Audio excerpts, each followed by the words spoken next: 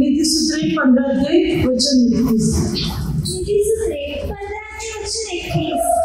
जीवनाच्या शिक्षणाकडे जो कान देतो तो ज्ञानामध्ये वस्ती करतो. Hallelujah, hallelujah. वचन काय सांगते पहा, जीवनाच्या शिक्षणाकडे जो कान देतो तो ज्ञानामध्ये वस्ती करतो. देवाचं वचन जे ते जीवनाचे माणसाला जीवन देणार आणि जो देवाच्या वचनाकडे कान लावतो तो कशामध्ये वस्ती करेल? ज्ञानामध्ये वस्ती करेल. अर्थात परमेश्वराच्या ज्ञानाने तो पूर्ण रीतीने भरलेला असेल. परमेश्वराच्या ज्ञानात त्याची वस्ती होईल. म्हणजे तू ज्ञानामध्ये वस्ती करेल. आता आपले घर आहे, आपण घरात वस्ती राहतो. घर आपल्यात नाही, घरात आपण. आता आपण छोटे, घर मोठे, तिथे म्हणजे सध्या तू ज्ञानात वस्ती करेल. ज्ञान त्याच्या जीवनात मोठं होईल. तू ज्ञानामध्ये येईल, त्याच्या आजूभोवती ज्ञानच ज्ञान असेल. अर्थात तू ज्ञानाने पूर्ण भरलेला असेल. ज्ञान त्याच्या मुखातून, वाणीतून, कृतीतून, हर एक गोष्टीतून ज्ञान प्रगट होईल. पण कसं? जेव्हा तू जीवनाच्या वचनाकडे कान देईल तेव्हा. ज्याने जीवनाची वचने ग्रहण केलेले, स्वीकारलेले, जीवनात उतरवलेले, तोच ज्ञानाने परिपूर्ण असेल. त्याच्या आजूभोवती पूर्ण ज्ञानच ज्ञान असेल. अर्थात त्याच्या हर एक गोष्टीमध्ये फक्त परमेश्वराचं ज्ञान झलकणार. म्हणून म्हणजे ते जीवनाच्या वाणीकडे, वचनाकडे, शिकवणीकडे लक्ष द्या.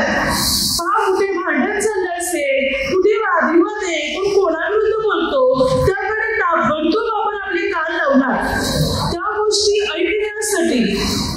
परंतु प्रभूची वाणी ऐकण्यासाठी, प्रभूची शिकवण, प्रभूची वचन ऐकण्यासाठी आपण कंटाळा करतो.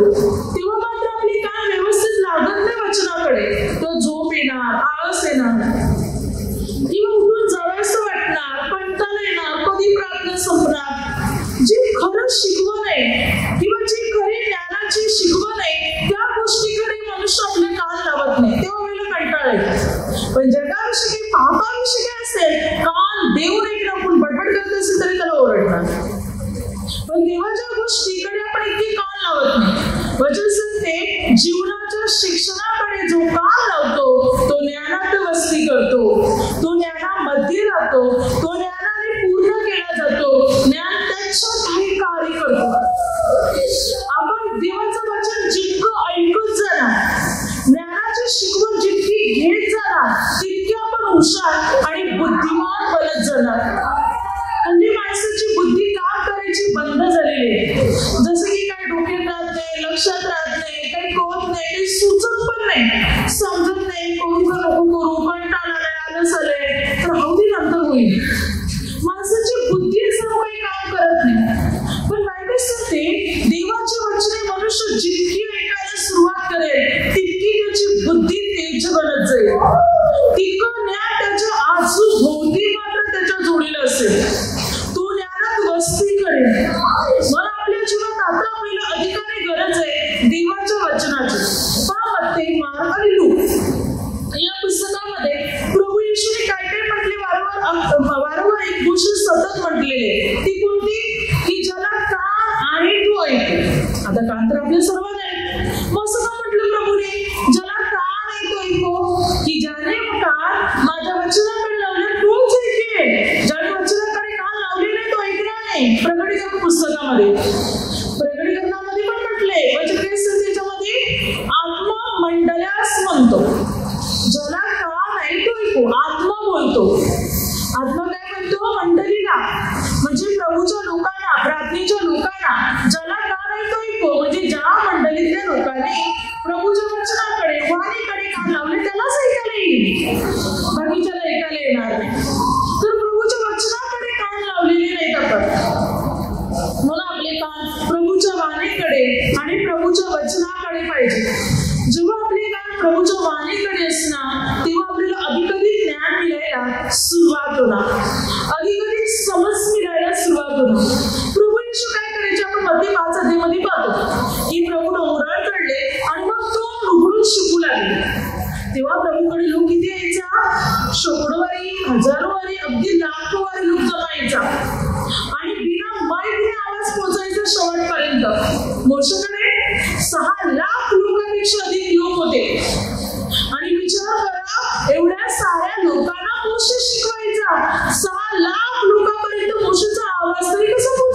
तेव्हा काही सिस्टम वगैरे काही नव्हती, स्पीकर नव्हते, तरी 6 लाख लोकांपर्यंत आवाज पोहोचायचा. जे लोक वचन ऐकण्यासाठी आतुर होते, आपली कान प्रभूच्या वाणीकडे लावत होते, ते प्रभूपासून ज्ञान प्राप्त करत होते. आज आपल्याला आपली कान जीवनाच्या शिक्षणाकडे लावायचे. जर या जीवनाच्या शिक्षणाकडे आपली कान लागलेली असणार तर आपल्यामध्ये परमेश्वराचं ज्ञान कार्य करायला सुरुवात करणार. परमेश्वर आपल्याला अनुग्रह देणार. हे वचन आपला उद्धार आणि आपलं तारण करणार. म्हणून आपले कान प्रभूच्या वाणीकडे पाहिजे. पण ईशा 55:3 कान द्या, ऐका, माझ्याकडे वळा. म्हणजे दाविदाला देऊ केलं धर्मप्रसाद मी तुम्हाला देईन. काय सांगते वचन? कान द्या, ऐका. प्रभू म्हणतो माझ्या वाणीकडे, वचनाकडे, शब्दाकडे तुम्ही आपले कान लावा आणि ऐका माझं वचन. मी काय सांगतो, मी काय बोलतो, काय सांगतो, याकडे तुम्ही कान द्या. म्हणजे जो अनुग्रह, जो आशीर्वाद मी दाविदाला दिला तो तुम्हाला देव. त्याने दाविदाला कोणता अनुग्रह दिला? की तुझी संतती या गादीवरून कधी फुटणार नाही. मी कायमची तुझी गादी बसवितो. म्हणजे देवपित्याने दाविदाला अभिवचन दिलं होते की तुझी संतती, तुझी येणारी पुढची संतती निरंतर गादीवर बसेल.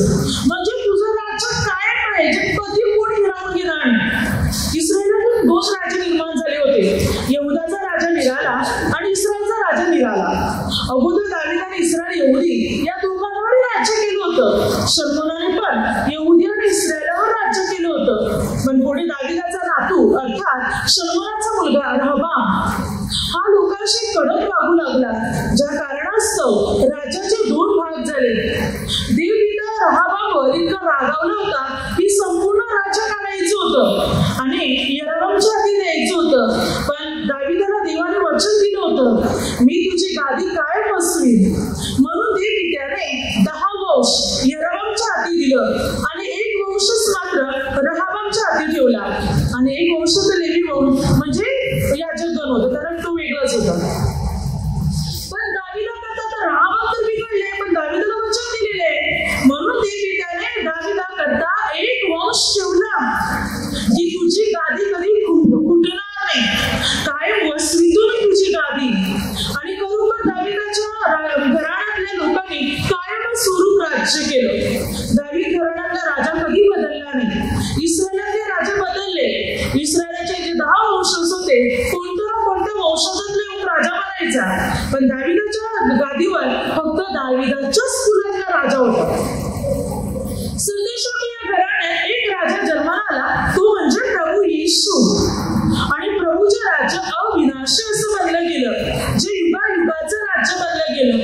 देवपित्याने दाविदाला वचन दिलं होतं, तुझी गादी फुटणार नाही. आणि आज खरोखर दाविदाची गादी फुटली नाही. दाविदाची गादी आजही स्थापित आहे. दाविदाच्या गादीवर येशू बसलेले आहे आणि प्रभूचं राज्य युगायुगाचं राज्य आहे, जे कधीच नष्ट होणार नाही. प्रभू काय म्हणतो, जो अनुग्रह मी दाविदाला दिला युगायुगाचा तो तुला देईल.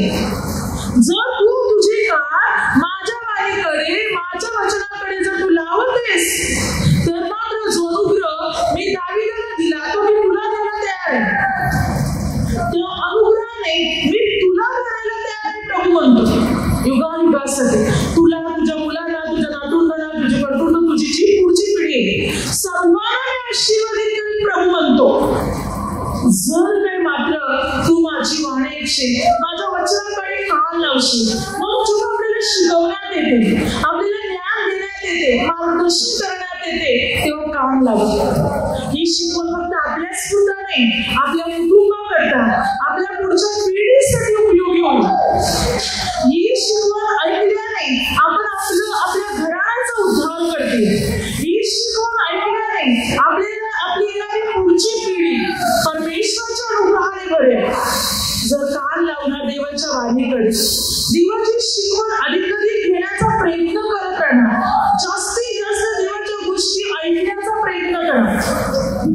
कुठे काय चाललंय, कोण काय बोलतो हे ते नाही, देवाच्या गोष्टी ऐकण्याचा प्रयत्न करा. देवाची वचने जास्त ऐकण्याचा प्रयत्न करा. जेव्हा ती ऐकत राहणार, जीवनात जास्त उतरत राहणार. आणि जेवढी वचनं जीवनात जाणार तितकी शांती मिळणार, तितका आनंद मिळणार, तितकी प्रगती होणार, तितका उद्धार होणार आपला.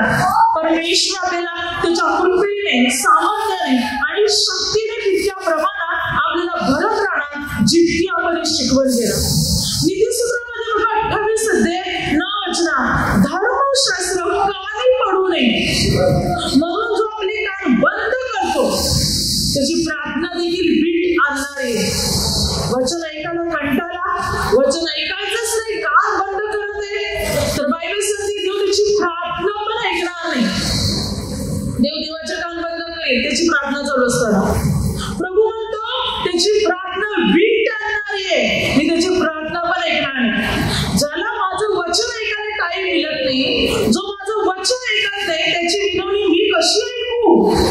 आपल्याला वाटते देवाने आपली प्रार्थना ऐकावी, आपली विनवणी ऐकावी, तर जास्त वचन ऐकायला सुरुवात करा. जेवढी वचन ऐकता येतील ती ऐकायला सुरुवात करा. परमेश्वर आपला आवाज ऐकेल, आपली विनंती ऐकेल, परमेश्वर पिता आपली प्रार्थना ऐकेल. देवाचे शब्द ऐकले देव आपले शब्द ऐकणार नाही का? नक्की ऐकणार. म्हणून आपले कान देवाच्या वाणीकडे लावा. अनुवाद 28 ते 14. परमेश्वर पिता म्हणतो जर तू माझी वाणी ऐकशील,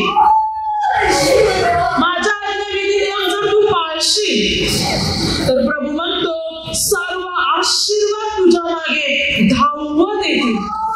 काय सांगतो प्रभू? तू माझ्या आज्ञा पाळणार, माझ्या वाणीकडे लक्ष देणार, कान लावणार, आशीर्वाद तुझ्या मागे धावत येणार. आशीर्वादच तुझ्या जीवनात येणार. शाप, दुःख, पीडा सर्व दूर होणार तुझ्या जीवनातून. तू तुझे कान माझ्या वाणीकडे लावशील तर सर्व आशीर्वाद तुझ्यापर्यंत येणार. आरोग्याचा आशीर्वाद, प्रगतीचा आशीर्वाद, यशाचा आशीर्वाद, मुलाबाळांचा आशीर्वाद, उन्नतीचा आशीर्वाद, घरात सुख शांतीचा आशीर्वाद, हरेक गोष्टीचा आशीर्वाद तुला मिळेल. बायबल सांगते जर तू माझ्या वाणीकडे कान लावशील तर. प्रभूच्या वचनाकडे आपण कान लावणार, आशीर्वाद आपल्या मागे ती धावत सर्व बाबतीत आपल्याला प्रगती करतील, आपली भांडागिरी भरतील, आपल्या जीवनात सर्व गोष्टी आपल्याला उपलब्ध होतील. ज्या कामात, ज्या कार्यात करतील त्याच्यात आपल्याला यश मिळेल. मग त्यासाठी आपल्याला काय करायचंय? आपले जे कान आहे प्रभूच्या वचनाकडे लावा, प्रभूच्या वाणीकडे लावा. जितकी प्रभूची शिकवण ऐकते, वचन घेते, तेवढी घेण्याचा प्रयत्न करा. हे वचन आपल्या जीवनात कार्य करेल, हे वचनच आपली प्रगती करेल, हे वचनच आपली उन्नती करेल. हे देवाची शिकवण, देवाचं ज्ञान आपली आणखीच प्रगती करेल. जेव्हा ऐकणार निर्गम 15:26 परंतु तू माझ्या वाणीची माझ्या आज्ञाविधी नियम तू मनपूर्वक पाळशील तर मिस्री लोकांवर पाठवलेल्या रोगापैकी एकही रोग मी तुझ्यावर पाठवणार नाही, कारण मी तुला रोगमुक्त करणारा परमेश्वर आहे. प्रभू काय म्हणतो? जर तू माझी वाणी ऐकली, आजार पण तुझ्यावर पाठवणार नाही आणि असतील ना आजार ते पण मी तुझे बरे करीन.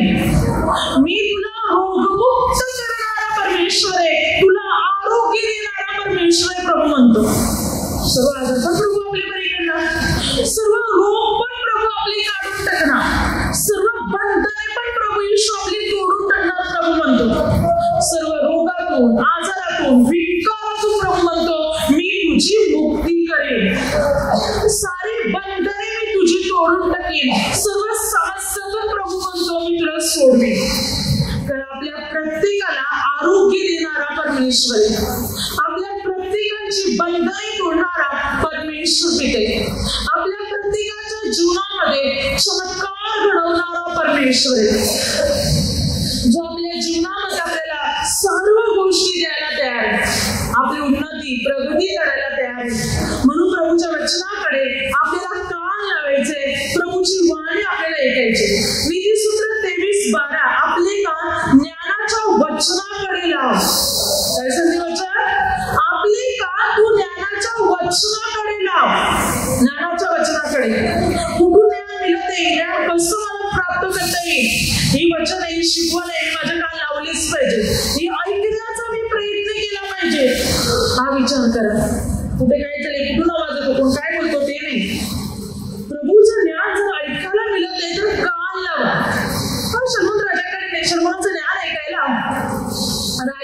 राजे यायचे, मोठे मोठे लोक यायचे, अनेक लोक दूर दूर देशातून यायचे. तरी शमनामध्ये परमेश्वराचं ज्ञान होतं आणि ते ज्ञान ऐकायला राजे महाराजे यायचे त्याच्याकडे. अनेक लोक यायचे त्याच्याकडे ज्ञान ऐकायला. अशी शिकवण कुठेच मिळत नव्हती, असं कधी ऐकलंच नव्हतं. अशा गोष्टी ते ऐकायला यायचे आणि देव पित्याचं ज्ञान शरीरातून प्रगट होत होतं. ते ज्ञानाच्या वचनाकडे कान लाव. तू ज्ञान घेतलं तर तुझी प्रगती होईल. पुढे काय करायचं, कसं करायचं, कोणत्या प्रकारे, कोणत्या पद्धतीने करायचे तुला कळेल. ज्ञानच घेतलं तर तुला कळेल कसं, समजेल कसं ते कसं करायचं. ते जेव्हा हे ऐकणार ज्ञान तेव्हाच तर कळेल आणि जेव्हा कळेल तेव्हाच तर पुढे काही आपण करू शकणार. म्हणून देवाच्या ज्ञानाकडे बायबल सांगते आपली कान लाव. हे देवाचं ज्ञान तू घेण्याचा, ऐकण्याचा आणि आपल्या जीवनात उतरवण्याचा प्रयत्न कर.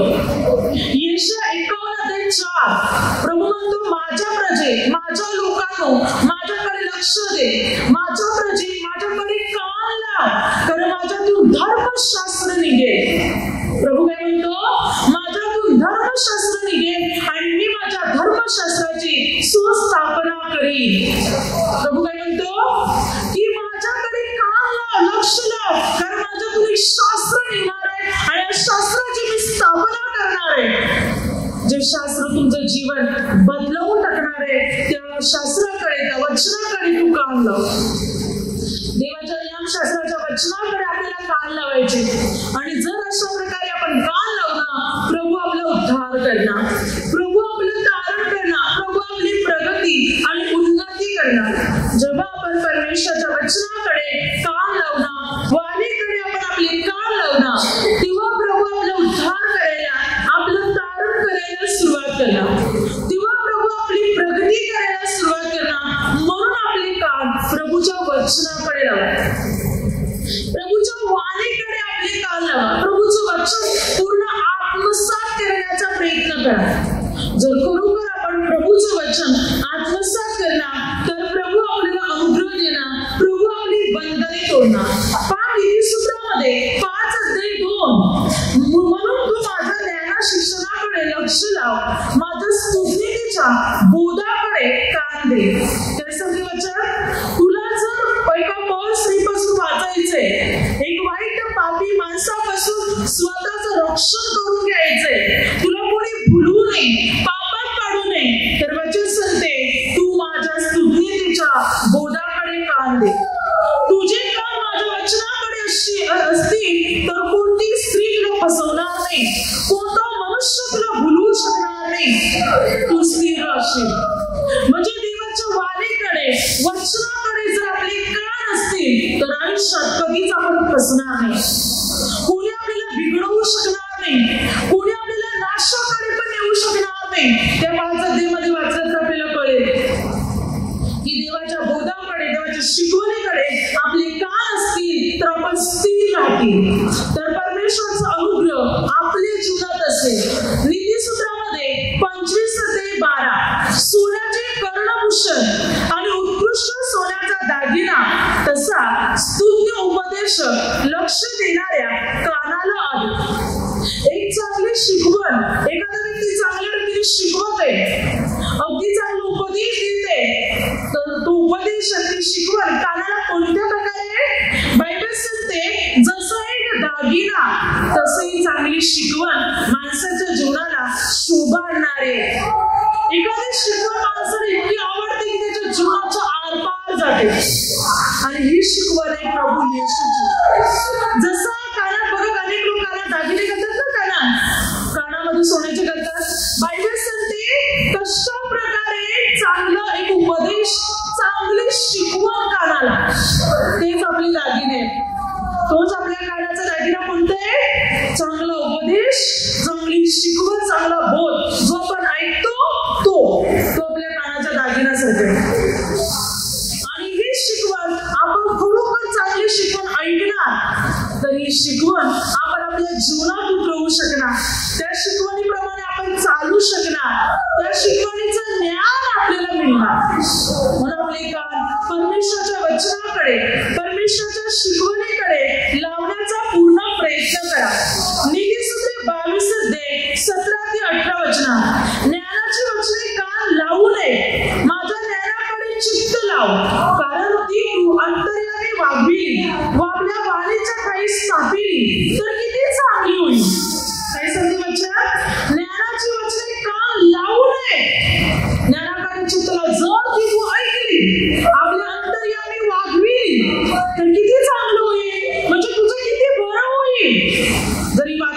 ही वचनं ऐकली, अंतराळात आपल्या अंतःकरणात ठेवली, वागवली, किती चांगलं होईल, किती आपली प्रगती होईल, किती आपलं बरं होईल ऐकलं तर. म्हणजे जो देवाची वाणी ऐकणार, देवाची वचनं ऐकणार, तर बायबल सांगते त्याद्वारे आपलं भलं होणार, त्याद्वारे आपलं उद्धार होणार, त्याद्वारे आपली तारण होणार, आपली प्रगती होणार, आपल्या जीवनात चमत्कार घडले जाणार, आपल्या समस्या दूर होणार. कान लावून देवाची वचनं ऐकणार, देवाच्या वाणीकडे आपण कान लावणार, वचनाकडे कान लावणार. अनेक लोकांना प्रभूने आपली वचने दिली, आपली वाणी ऐकवली, परंतु ते प्रभूची वाणी ऐकायला तयार झाले नाही, प्रभूची वचने ऐकायला तयार झाले नाही. इब्रियकास पत्र 3 अध्याय 7 ते 8 वचन यावरून पवित्र आत्मा म्हणतो, त्याप्रमाणे आज जर तुम्ही त्याची वाणी ऐकाल तर रानातील परीक्षेच्या दिवशी इस्रायल लोकांनी चीड आणली होती तशी तुम्ही आपली मने कठीण करू नका. इस्रायल लोकांनी देवाची वाणी ऐकली नाही, आपली मने कठीण केली. तर बायबल सांगते ज्या प्रकारे इस्रायल लोकांनी आपली मने कठीण केली होती, वाणी ऐकली नाही, तुम्ही तसे बनू नका. तुम्ही जर त्याची वाणी ऐकता तर आपलं लक्ष त्याच्यामध्ये केंद्रित करा, मनापासून त्याचं वचन ऐका, मनाने अंतःकरणाने ते स्वीकारा, आपली मने कठीण करू नका, नाहीतर आपण आपल्या जीवनाचा नाश करून बसतो. म्हणून देवाची वाणी ऐका, वचन ऐका, जीवनाच्या शिक्षणाकडे आपले कान द्या. प्रभू जे शिकवतो ना त्याकडे कान द्या. ती शिकवण आपली प्रगती करेल, ती शिकवण आपला उद्धार करेल, आपलं तारण करेल. जो देवाची वचन ऐकून शिकलेले त्याला कळेल ही शिकवण माणसाची नाही, परमेश्वर पित्याची शिकवण आहे, आणि ही शिकवण त्याच्या जीवनाचा उद्धार करणारी, ही शिकवण त्याच्या जीवनाची प्रगती करणारी. म्हणून आज ही शिकवण आज आपल्याला आपल्या जीवनात उतरवायचे, ही शिकवण आपल्या जीवनामध्ये आपल्याला धारण करायचे. आणि जर धारण करणार तर आपण ज्ञानात वस्ती करणार, ज्ञान आपल्या आजूभोवतीच ना, ज्ञानात आपणच ना पूर्ण ज्ञानाने भरलेले. जर या जीवनाच्या बोधाकडे कान लावणार तर मग देवाचं वचन ऐकण्याचा कंटाळा करू नका, आळस करू नका, झोप काढू नका, मनापासून तत्परतेने ऐका. जेवढी वचन ऐकणार तेवढी ती जीवनात साठवली जाणार, आणि जीवनात जेवढी साठवणार तेवढी आपलं जीवन प्रगतीने उन्नतीमध्ये वाढेल, अनुग्रहात आशीर्वादामध्ये वाढेल, ज्ञानात बुद्धीमध्ये वाढेल. तेवढं आपलं जीवन, जेवढी वचन ऐकता येतील, ग्रहण करता येतील, तेवढी ऐका, तेवढी ग्रहण करण्याचा प्रयत्न करा. Hallelujah, hallelujah, hallelujah. शब्दाद्वारे जे काही चुकलं असेल त्याबद्दल मला क्षमा असावी. Hallelujah, hallelujah, hallelujah.